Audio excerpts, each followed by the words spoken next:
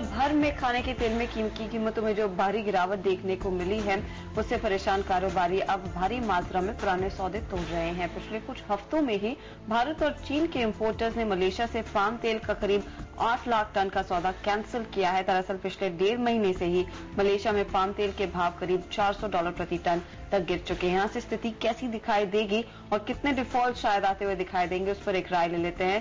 सनविन group के CEO Sandeep Bajoria हमारे साथ फोन लाइन पर हैं। बजोरिया जी, स्वागत है आपका। किस तरह की स्थिति आप देख रहे हैं, क्योंकि अब तक डिफॉल्ट की संख्या काफी ज्यादा है, कि आगे बढ़ती हुई दिखाई दे सकती है?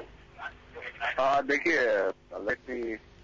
एक राइट पर्सपेक्टिव में चीज को आप देखें तो 10 जुलाई को क्रूड ऑयल $145 था और अभी $113 हो चुका है।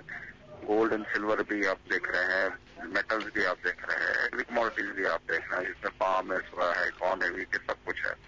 तो ये जो ग्रेट कमोडिटी मेल्टडाउन है, लास्ट 40-45 दिनों में अपने जो देख रहे हैं वो ग्रेट कमोडिटी मेल्टडाउन हो चुका है और हर कमोडिटी मार्केट में 25 से लेकर 33% तक का गिरावट आ चुकी है।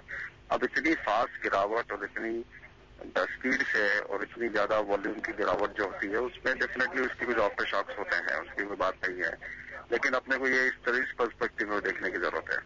अच्छा, सेकंड दूसरी बात रही, जहां तक डिफॉल्ट, अभी कोई डिफॉल्ट नहीं हुआ है, ये सब न्यूज एग्जेगरेटेड न्यूज है और डेफिनेटली डिफरमेंट होता है कॉन्ट्रैक्ट का कि भाई जो खड़े हैं उसको लोग चाहते हैं कि भैया अगले इमीडिएट डिलीवरी की जगह पे 1-2 महीने में स्प्रेड हो जावे वो, तो संभालने को चीज को हैंडल करने को एक समय मिल जाता है।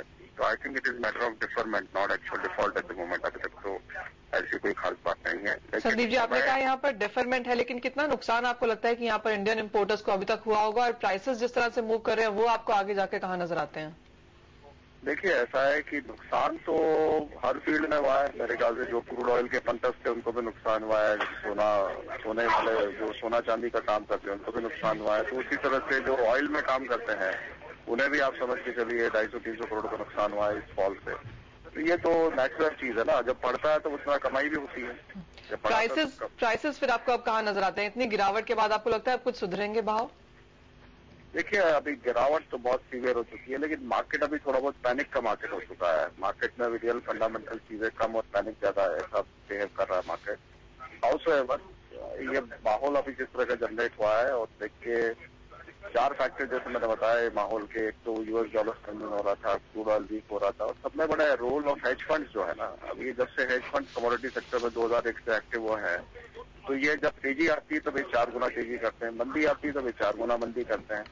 तो बिकॉज इनके पास इतना ज्यादा पैसा और इतनी स्पीड ऑफ लाइट से ये ट्रांसफर करते हैं एक मार्केट से दूसरे मार्केट में, तो ये लोगों ने पूरा फंडामेंटल प्लेयर्स का जो गेम प्लान है उसको डिस्टर्ब करके रख दिया है। एक फंडामेंटल आदमी अपना नॉर्मल बिहेवियर, नॉर्मल पैटर्न से जो काम करता था वो काम कर नहीं पा रहा है।